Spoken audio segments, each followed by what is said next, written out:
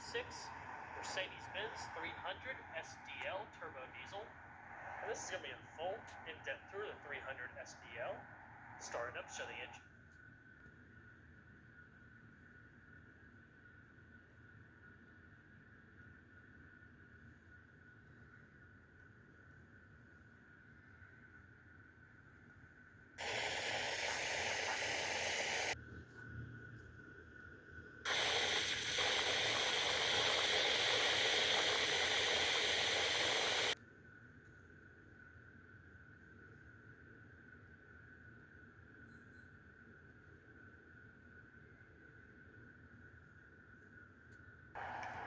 Let's go ahead and start it up and let it run.